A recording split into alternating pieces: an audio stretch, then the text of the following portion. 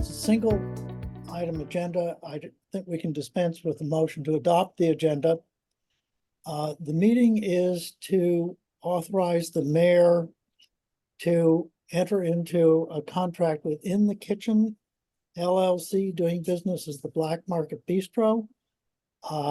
Those with long memories will recall that in June, we had something very similar, and you approved me to enter into a contract based on factors that were summarized at that meeting.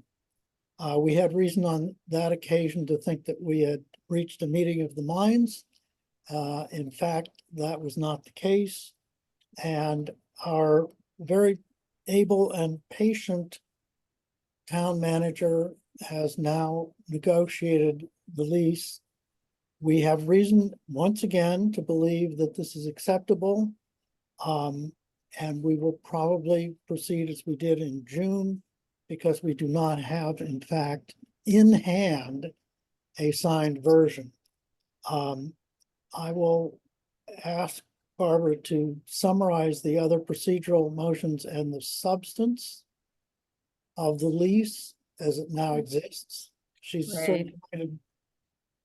At the close of that, I'll entertain a motion, and that will tee up the matter for discussion. Thank you. You may see on the screen that we're joined by Brian Kotzker. Brian, it was our specialized counsel that we brought in to help us with this matter. Can't thank him enough for all his assistance through this. Brian's, among other areas of specialty, is commercial leasing and also does a lot of work specifically with restaurants. So he was a great resource for the town to have in working through this. As the mayor indicated, we thought we had agreement on the substantive terms when we brought the terms forward in June. Obviously, the reasons why that may not be the case are not really known to us, but we basically had a couple areas. There were some general language issues in the lease that Brian and the Restaurants Council were able to work through. I think the most substantive issues that came up during the discussions after your June meeting concern the building load factor that is applied to calculate the rentable square footage, which obviously does have an impact on the lease amount and the rent that's paid to us, as well as the maintenance of the restrooms on the second floor. As you all know, those restrooms are open to the general public, but primarily used by restaurant patrons.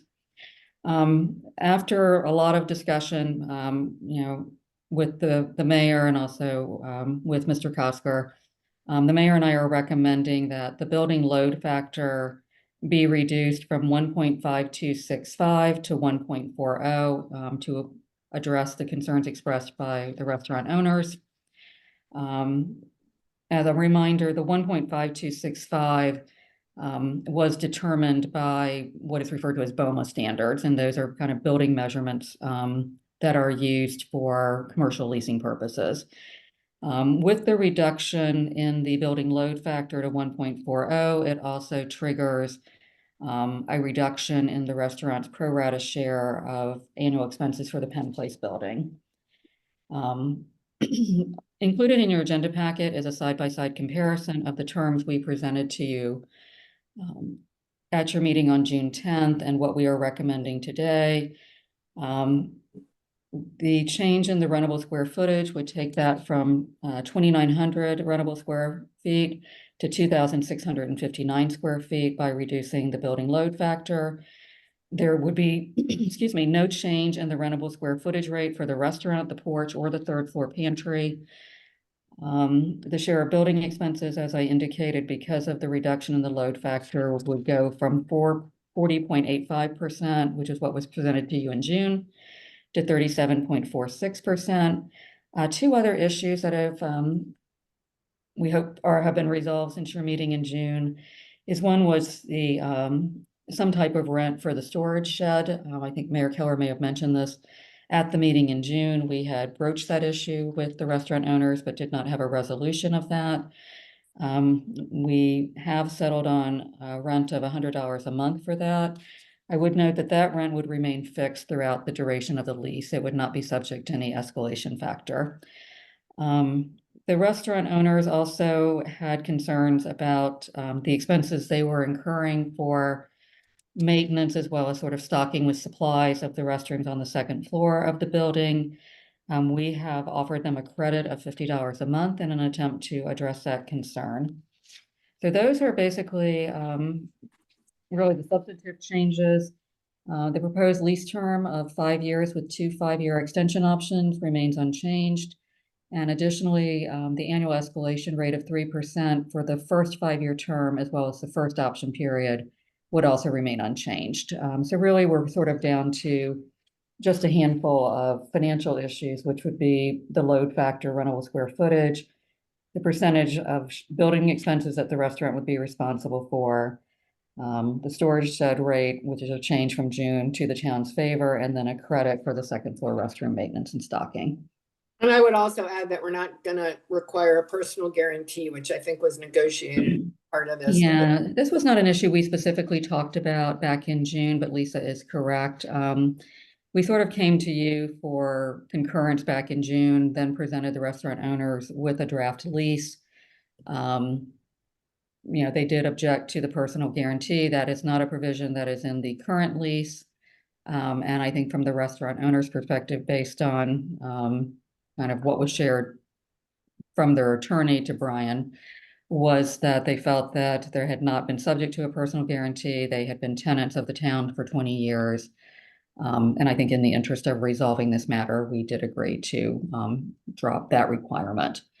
From a financial standpoint, the restaurant, as you may recall, currently pays us $82,518 on an annual basis. That includes both the restaurant's base lease amounts for the space on the second floor as well as the third floor pantry, as well as their pro rata share of building expenses.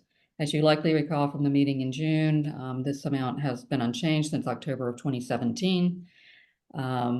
For reasons that aren't entirely clear, but in talking with the then mayor, Joanna Welch, taking into account the fact that recovery was limited to 3 years, they did continue to pay us the full lease payments despite the challenges of the pandemic. And we decided to focus really on putting a new lease in place that was market competitive and just kind of let the other issues, go.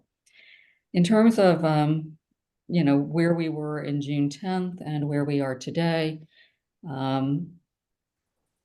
What you authorized on June 10th would have yielded in year one $146,633.89. The proposed revised terms would yield for the town $135,061.20. So I feel like we tried to strike a very good balance between being responsive to the concerns that were raised by the owners of Black Market, while also recognizing our fiduciary responsibility to town residents and to have a lease in place that is more in keeping with what the market is for restaurants in our area. As I mentioned, one of the items that is included in the estimated revenue is the adjustment rent or the share of building expenses. I did just want to highlight that is an estimate based on past operational expenses for the Penn Place building. I use the term audit. Lisa and I had talked about this earlier in the day. We're not going to be bringing in anyone from the outside. The person who will be doing the audit will be me, which is simply waiting for the fiscal year to close, looking at what we paid for in building expenses for Penn Place, working with George Miller, our maintenance supervisor, in terms of the maintenance costs during the year, which can be somewhat subjective depending on weather. If it's a mild winter, they're not out shoveling snow and things like that. I will then give that calculation to the restaurant owners, and they have a process through the lease to question that, challenge that if they so desire. So I think that's a better process. We will basically give them fairly detailed data. They did get that in the past, by the way. I saw some documentation from Gene Swearingen, but we will not be incurring any additional cost outside of my salary for doing that work. So as the mayor indicated in his initial comments, we were hoping to have a signed copy of the lease so both Chris and I could tell you unequivocally that everything is fine. Unfortunately, I think the owners of the restaurant did have some illness. So they were not feeling well, so we were not able to work that out. But what we're asking for tonight is basically for the town council to authorize the mayor to execute a lease within the kitchen doing business as Black Market Bistro with an effective date of July 1st, 2024. That authorization would be based with the terms that are outlined in the staff memo, as well as what we've discussed here tonight. I'll be happy to answer any questions that you have, but I think you're pretty familiar with this issue at this point. Todd, looks like has a question. Yeah, thank you.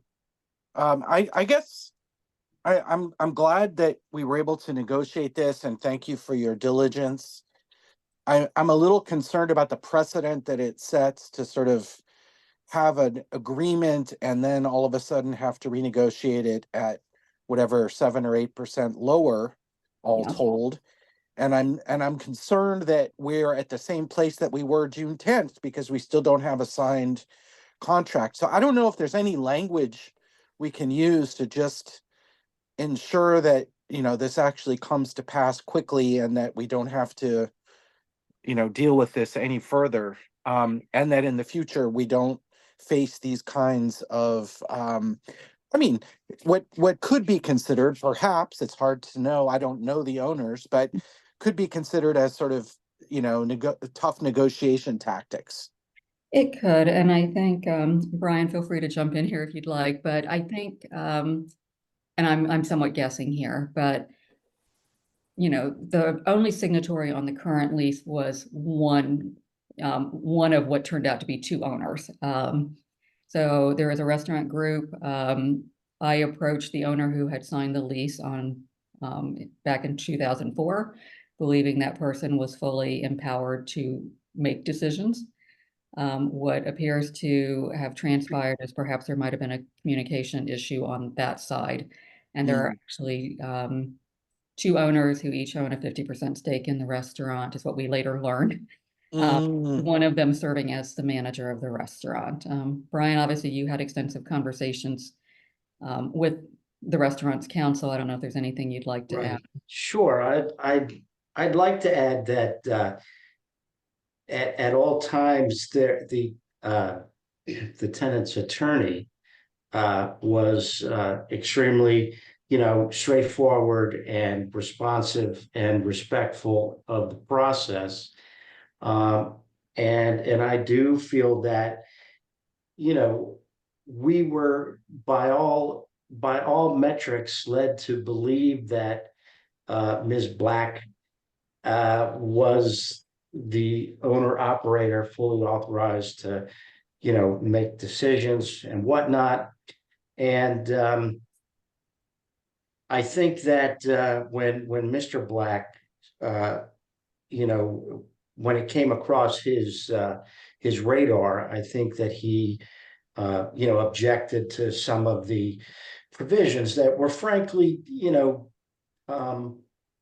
pretty different from the deal that they operated under for 20 years. As Barb said, I think in their mind they were just going to be getting a simple one-page amendment. Here we extend the lease 5 years and the rent is this and that. And based on the fact that the town went to the expense and effort to have the building spaces actually measured in accordance with modern BOMA standards, that it created basically a 50% increase in the size of the space that we were asking them to pay rent on. And that's because the building itself has a very high core factor, which areas that are non usable by individuals, building facilities, open space, things of that nature. So I think that was the main thing that caused Mr. Black to push back. And then I think that just the fact that we did have an entirely new form lease that I had prepared, tailored to this property, and the not just the economic terms, but the operational provisions that we really wanted to nail down, because under the prior lease, there really were not sufficient guardrails for some of the tenants' poor habits. And so we've put in, we put in place some tough language and penalties to make sure that they maintain the kitchen and appliances properly, have adequate frequent inspections of all the, the ANSEL, fire suppression, gas systems, to make sure that the fire escapes are clear, to clarify that their use of the hallway is limited. And, so there were a lot of things that we wanted to pin them down to. And, I think that they are excited about moving forward, and I think they're going to be good tenants and they're going to pay their rent. And, at the end of the day, it's a significant increase in the income to the town. Now, I've been led to believe by their attorney that they were ready to sign. They both got COVID. Now that I don't have a hard time believing, because it seems like every other person I've talked to in the last couple of weeks has COVID. So I do believe that they will, sign this and we'll get it across the goal line. There was one small issue that's outstanding, and that is, in the last version of the lease, I neglected to put in a provision that would limit their ability to stay open later. I don't think that they have plans to stay open later right now. But the issue was raised, that it's a residential area, and we don't want them open late and causing disturbances. So I had passed that along to their attorney, and haven't heard back on that yet. So I think that we should have the flexibility to finalize that issue, and be able to move forward with the lease. Now, in terms of, setting a hard date for them to sign, I think it would be very reasonable for the town's approval to indicate that the approval is valid for X days, and thereafter would have to, come back before the town, or at least authorize the mayor to have the discretion, at that point. But other than that, I think it's a good deal for the town. I think it's a good document. Yeah, and So- I think Todd, like I say, my suspicion is that there were some communication, issues on their side, and who was empowered to agree to what. But I think with a 20-year tenant, I will candidly say that when they agreed to everything at the very beginning, I was very surprised, especially with the load factor. So I appreciate the concern you're raising. I do think that, I think there was some give on both sides to try to continue the tenancy. And I do think that where we ended up is still a good place from a fiduciary standpoint for the town. I would just observe, well, two things. One is an observation, but I'll put it in the form of a question so that, Brian, you can correct me if I'm wrong. My understanding was that as of the June 10 meeting at which I had been authorized, the agreement had been struck not only with one of the owners, but had also involved the corporate attorney.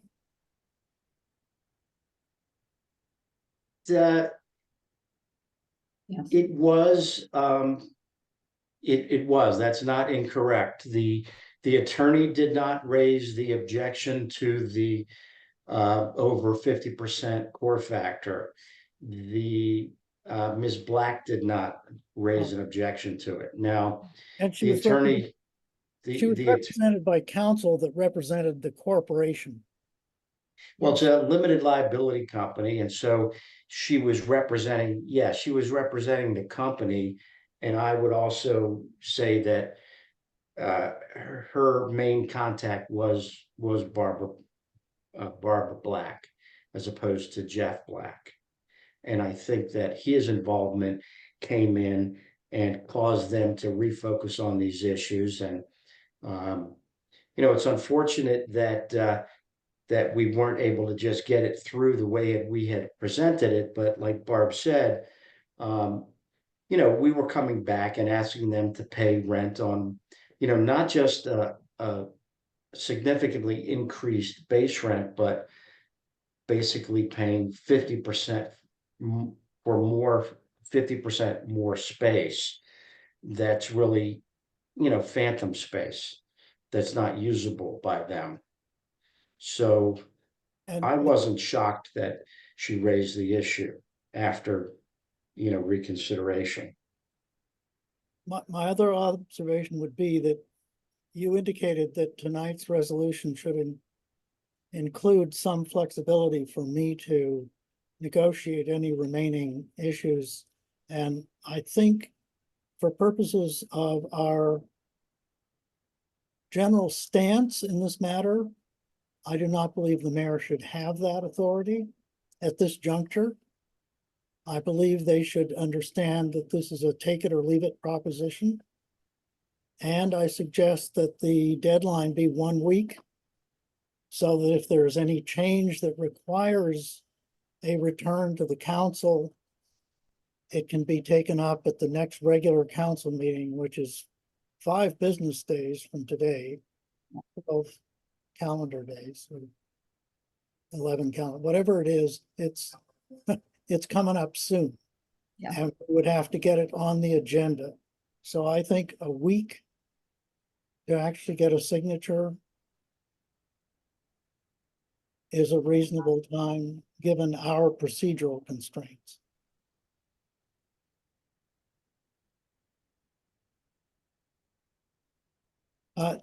Is there any further discussion? If not, I'd like to entertain a motion so that we can get it in a formal stance here. I do have a couple of questions. I can ask them later. It doesn't matter. I just wanted to get a couple of things clarified. Is the electric meter for, does it, blacks have their own electric meters, I'm trying to say? They do fill on the, there is a electrical for the restaurant on the second floor.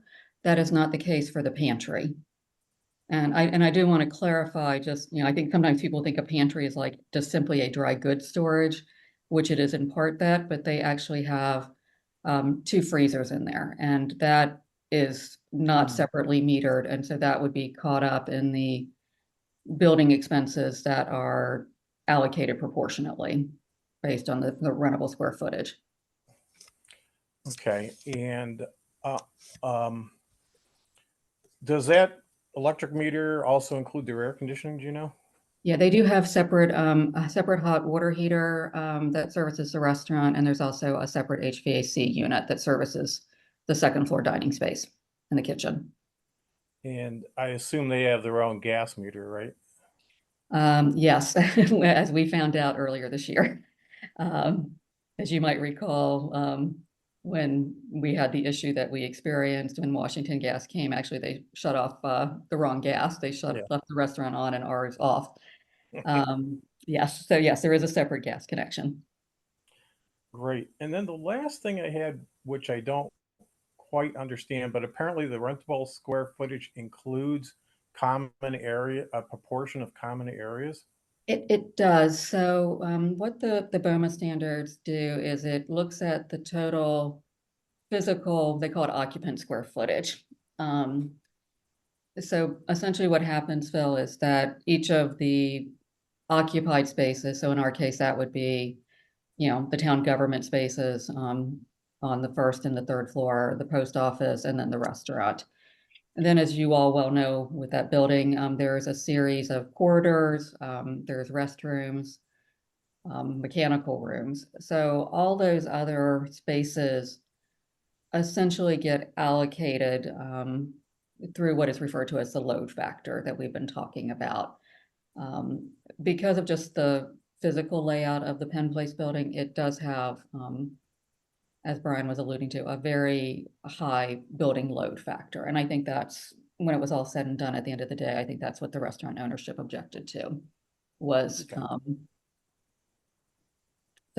That's essentially kind of how it works. I think part of the underlying premise is if you're a tenant in a building, you might not be, your customers, patrons, whatever you want to call them, wouldn't necessarily be able to get to your space without the benefit of the corridors, without the benefit of the elevator, and that those common building systems are somewhat the financial responsibility of each tenant based on their own physical space. And that's what calculates into the rentable square footage, if that makes sense. Yep, it does. Okay, thank you. That's all I had. Okay. Do I hear a motion to authorize the mayor to execute a lease with In the Kitchen LLC doing business as Black Market Bistro as put forward in Barbara Matthews' memorandum of even date? It is essentially the second column in each of the two tables on pages 1 and 2 of that memorandum. I will so move. I'm not going to restate it because I might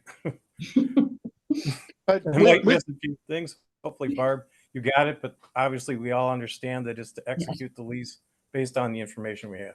Right. can we add the friendly amendment of having a time limit on this execution as suggested by the mayor of 1 week from today? Agreed. I'll second that motion. Right. Moved and seconded with the amendment of a deadline. Any further discussion? Hearing none, I'll call for a vote. All in favor, please raise your hand so we can see. Oh, I don't vote. Oh, no, I'm sorry, Phil, Phil, how say you? I moved it, but I also am voting for it. Yes. Okay, all right. 4-0. And I think that's all We got this evening. Lisa. Yeah. I just want to reiterate my thanks to Barbara for being so patient and working so hard. She began this many months ago with some of the steps necessary to simply put the lease on a more business-like basis, obtaining accurate professional measurements and the like. In the larger sense, this is part of a larger effort to put town enterprises on a more business-like basis. We had a while back a new lease with the post office. We're talking to the swimming pool, and in that respect, it's really just part of a larger effort. But it's, in this particular instance, it's one that Barbara has put an awful lot of time, and she's been patient not only with the substance and procedure, but with the mayor, who wanted to go to the battlements on a couple of times, and she was the cooler head that prevailed. So I appreciate all of that. Thank you so much. Good. I'll entertain a motion to adjourn. I'll make a motion to adjourn. So all in favor? Second. Aye. Very good. And Aye. we'll see you all a week from Monday. Yeah. Thanks, everybody. Thank Have a good you. Labor Day. Thank you, too. Barb and Happy Labor Brian. Day.